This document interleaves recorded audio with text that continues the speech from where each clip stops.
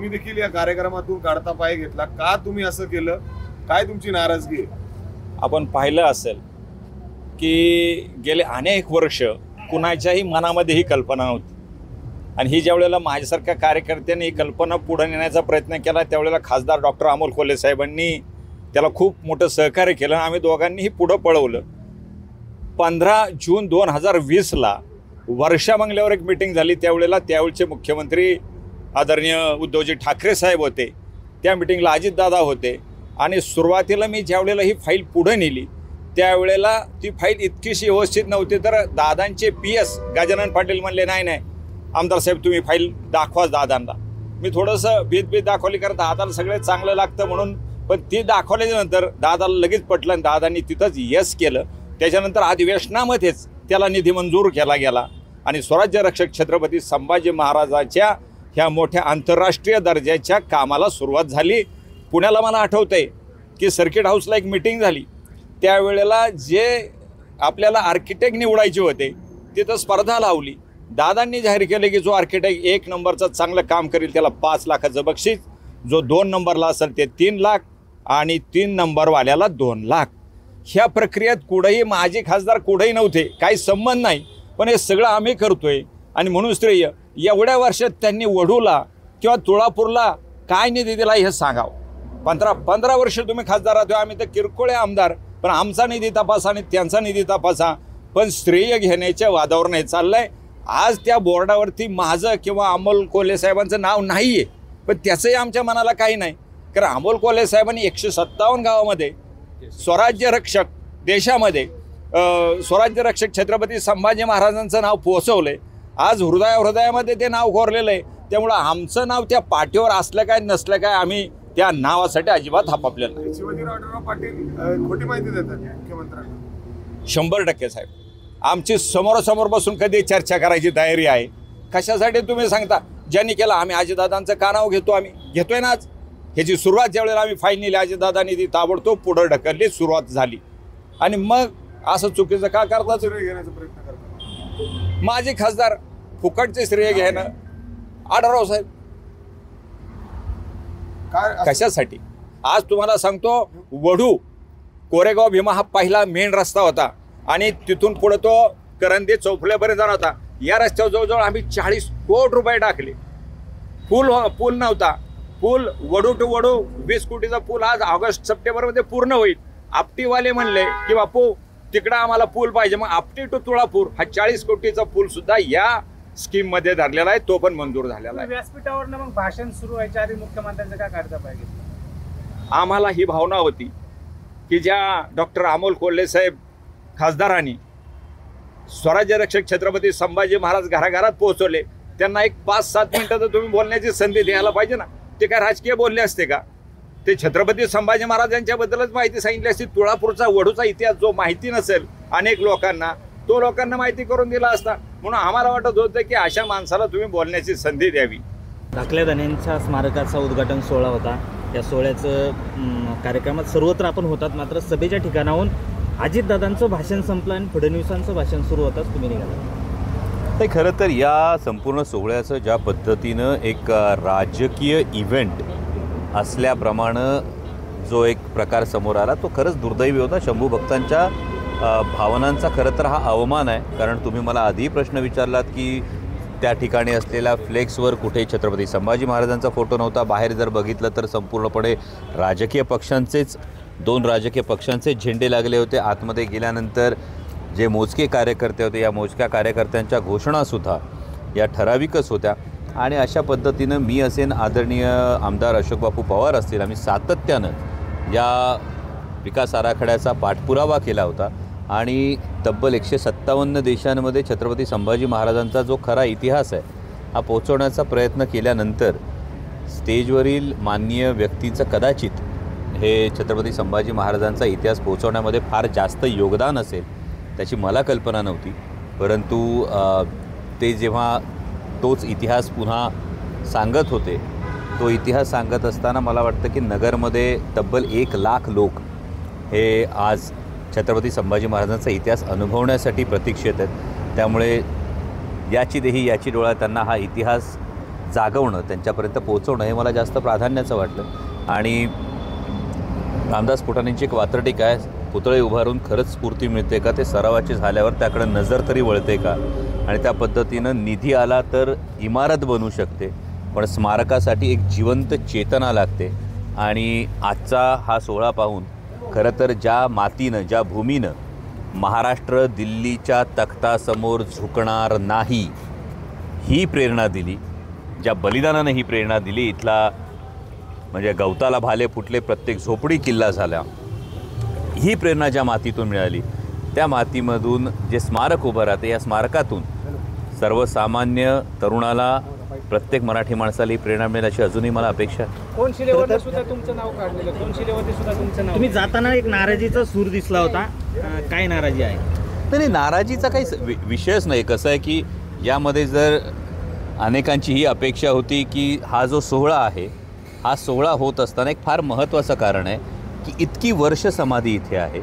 या भागातले जिल्हा परिषदेचे अध्यक्ष होऊन गेलेत, जिल्हा परिषदेचे उपाध्यक्ष होऊन गेलेत, स्टेजवर काही मंडळी बसली होती, त्यातले 15 वर्ष हे लोकसभेचे इथले लोकप्रतिनिधी होऊन गेलेले आहेत. स्वतः आदरणीय दादा 13.5 वर्ष हे जिल्ह्याचे पालकमंत्री राहिलेले आहेत. मग एवढं सगळं असताना आत्तापर्यंत समाधीचा जीर्णोद्धार का झाला नाही, याची कारणमीमांसा जर आपण शोधायला गेलो तर यामध्ये जेव्हा स्वराज्य रक्षक संभाजी या मालिकेतून 157 देशांमध्ये हा इतिहास पोचला, याचा एक खारीचा वाटा आहे. त्या बरोबरीनं अनेक संघटना आहेत, संभाजी ब्रिगेड असेल, छावा असेल, बुलंद छावा असेल, वेगवेगळे लेखक आहेत, सेतू माधवराव पगडे असतील, वासी बेंद्रे असतील, डॉक्टर कमल गोखले असतील, तमाम शिवशंभू भक्त आहेत, जो पालखी सोहळा तुळापूरला येतो, या पालखी सोहळ्याची सुरुवात करणारी ही सगळी मंडळी आहेत. या सगळ्यांचं एक योगदान आहे. त्यानंतर आज हे स्मारक करण्याची आवश्यकता ही भासली. म्हणजे अनेकांना आत्तापर्यंत या स्मारकाकडं पाहावं सुद्धा वाटलं नव्हतं, पण हे आत्ताच का होतं आहे याची जर कारणमीमांसा पाहिली तर यामध्ये आपला एक खारीचा वाटा, एक स्वराज्याचा मावळा म्हणून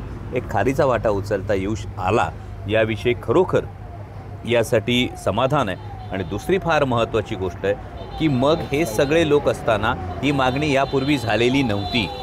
2019मध्ये निवडून आल्यानंतर मी असेल, आमदार अशोक बापू पवार असतील, आम्ही ही मागणी सातत्यानं लावून धरली होती.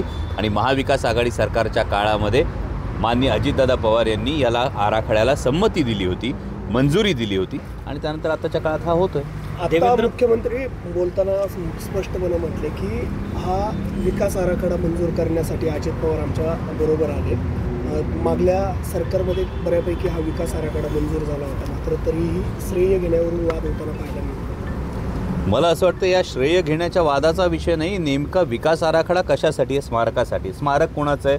छत्रपती संभाजी महाराजांचं. ज्या छत्रपती संभाजी महाराजांनी एवढे दिवस अनन्वित छळ सोसला, हाल सोसले, म्हणजे नखं काढली, कातडी सोलवटली, डोळे काढले, जिव्हा छाटली, तरीसुद्धा छत्रपती संभाजी महाराजांनी दिल्लीच्या तख्तासमोर गुडघे टेकले नाहीत. तब्बल 9 वर्ष छत्रपती संभाजी महाराज औरंगजेबासमोर लढत होते, दिल्लीपतीसमोर लढत होते, एकही किल्ला त्यांनी गमावला नाही. 9 वर्षात अनेक महाराष्ट्रातले राजकीय शेर आपल्याला दिल्लीसमोर ढेर होताना दिसत आहेत. आणि मग नेमका कुठल्या स्मारकासाठी आणि कुठली प्रेरणा देण्यासाठी कोणी कोण कुठं गेलं हे प्रत्येकाने विचार केला पाहिजे. खरं तर अजितदादा स्मारक करण्यासाठी महायुतीत गेले असं भाषणात बोलले. अजितदादा हे स्मारक करण्यासाठी, म्हणजे संभाजी महाराजांचं स्मारक पूर्णत्वास जाण्यासाठी. मला वाटतं यामध्ये स्वतः दादाच याचं उत्तर देऊ शकतील, कारण दादांसारख्या एवढ्या मोठ्या नेतृत्वाचा हा अपमान आहे, हा अवमान आहे. कारण अवघ्या 260 कोटी रुपयांच्या एका निधीसाठी आदरणीय दादा इतक्या मोठ्या पद्धतीचा राजकीय निर्णय घेतील असं मला वाटत नाही. आणि या स्मारकाची पहिली मंजुरी आहे ही दादांनीच दिली होती. किंबहुना मी दादांचं आभार पुन्हा जाहीरपणे मानतो की स्वराज्य रक्षक ही भूमिका विधानसभेच्या पटलावर जर कोणी मांडली असेल तर ती आदरणीय दादांनी मांडली. आणि आज जेव्हा कार्यक्रम होत होता तेव्हा पुन्हा एक संकुचित जी करण्याचा एक छत्रपती संभाजी महाराजांचे चरित्र हे ठराविकच दिशेने न्यावं यासाठी केवळ धर्मवीर ही जी घोषणा येत होती, त्यामुळे कदाचित दादांच्याही मनाला वेदना झाल्या असतील. तुम्ही स्टेजवर असताना एक घटना घडली, दादा बोलताना संभाजी महाराजांना निवडणुकीच्या रिंगणात उतरवलं. तुमच्या शेजारीच फडणवीसांनी त्यांची बाजू सांभाळून घेतली. दादांनी दिलगिरी व्यक्त केली, मात्र त्याच काळात तुम्ही उठलात. नक्की काय? नाही, ही दादांची मला वाटतं स्लिप ऑफ टंग असेल आणि त्याविषयी आकारण हे करू शकत नाही, कारण दादांनी स्वतः सांगितलं की लोकसभा निवडणूक डोक्यात आहे आणि उमेदवार निश्चितीची त्यांची प्रक्रिया सुरू आहे, त्यामुळे ही पटकन गोष्ट समोर आली असेल. पण मी उलटं असं म्हणतो की लोकसभा निवडणुकीच्या तोंडावर छत्रपती संभाजी महाराजांच्या समाधीस्थळाच्या विकास आराखड्याचं भूमिपूजन होतं आहे. हे मला वाटतं की याचसाठी केला होता अट्टाहास, कारण मला अजूनही आठवतं तो संघर्ष, तो तब्बल 9 वर्षांचा संघर्ष होता.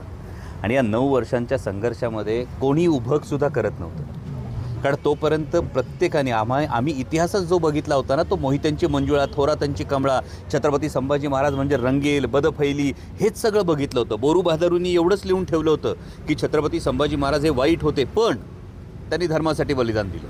म्हणजे बाकी सगळं वाईट होतं आणि एवढी एकच गोष्ट चांगली आहे, हे कुठंतरी शंभूभक्त म्हणून मनाला लागत होतं. आणि 9 वर्ष अनेक उमरे झिजवत असताना जेव्हा मी एका खासदारांकडे मदत मागायला गेलो, त्यानंतर त्या खासदारांनी विधान असं केलं होतं की याला प्रॉपर्टी सकट विकला तरीसुद्धा पैसे वसूल होणार नाहीत.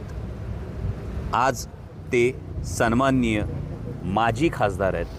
हा कदाचित नियतीचा काव्यगत आपण न्याय म्हणू शकतो, पण हा जो सगळा संघर्ष आहे, या संपूर्ण टीमने केलेला संघर्ष असेल, यातल्या अनेक घटकांनी दिलेली साथ असेल, आणि सगळ्यात महत्त्वाचं म्हणजे वर्षानुवर्ष छत्रपती संभाजी महाराजांची प्रतिमा मलिन करण्याचा प्रयत्न अनेकांनी केल्यानंतरही मायबाप जनतेनं छत्रपती संभाजी महाराजांना काळजाच्या कप्प्यात जपून ठेवलं होतं, हे बघितलं आहे. आणि त्यामुळे हा जो संपूर्ण संघर्ष आहे, आज विकास आराखड्याचं उद्घाटन होतं, म्हणजे आज भूमिपूजन होत असताना हीच भावना मनात आहे की ही पावलं वळायला लागलीत, ही युवकांची पावलं मोठ्या संख्येनं आज समाधीस्थळाकडे वळायला लागलेली आहेत. आणि त्यामुळं 15 वर्ष ज्यांना झोपा लागल्या होत्या, जिल्हा परिषदेचा अध्यक्ष उपाध्यक्ष असताना ज्यांना निधी वळवता आला नव्हता, यापूर्वीच्या काळातल्या शासनकर्त्यांना जे कळलं नव्हतं, त्यांना मी नाही, त्यांना मायबाप जनतेने, या तरुणाईनी जागा केलं आहे की छत्रपती संभाजी महाराज आमच्या अस्मितेचा विषय आहे. 5 वर्षापूर्वी तो खासदार कोण, हे उत्तर अनेकांना मिळलं नाही. परत 5 वर्षानंतर तोच मुद्दा आलाय, पुन्हा तो खासदार कोण, नाव कधी सांगणार? मला वाटतं यामध्ये नाव सांगण्यापेक्षा किंवा कोणाची तरी वैयक्तिक हे करण्यापेक्षा मला जास्त महत्त्वाचं असं वाटतं मी संघर्ष काय होता हे सांगितलं. म्हणजे हा संघर्ष सांगण्याचं कारण हे आहे की एवढीही विश्वासार्हता नव्हती की छत्रपती संभाजी महाराजांचा इतिहास समोर मांडला जाणार आहे, तो सांगितला जाणार आहे, आणि हा सांगितला झाल्यानंतर तो स्वीकारला जाईल याचीही कुणाला खात्री नव्हती. त्या संघर्षातून ते आज छत्रपती संभाजी महाराजांच्या समाधीस्थळासाठी त्या विकास आराखड्याला 260 कोटी रुपये मंजूर होत आहेत, जी समाधी 334 वर्ष याच ठिकाणी आहे, याच मातीत आहे. 1977 साली या भागात जो विकास झाला त्यानंतर, आणि अनेक संघटना आहेत, विचार वेगळे असतील, विचारधारा वेगळ्या असतील, म्हणजे वढूचे सगळे ग्रामस्थ असतील किंवा मिलिंद एकबोटे असतील, त्यानंतर तुळापूरच्या ठिकाणी तुळापूरचे सगळे ग्रामस्थ असतील, त्यानंतर डॉक्टर निरगुडकर असतील, या सगळ्या लोकांनी केलं ना, प्रत्येकाने काही ना काही योगदान दिलेलं आहे. आणि या सगळ्यांच्या योगदानाचं मला असं वाटतं की आज महाराष्ट्रातल्या शंभू भक्तांच्या मनातली ही भावना होती की हा छत्रपतींचा कार्यक्रम हा त्या भावनेने व्हावा, तो राजकीय इव्हेंट असू नये.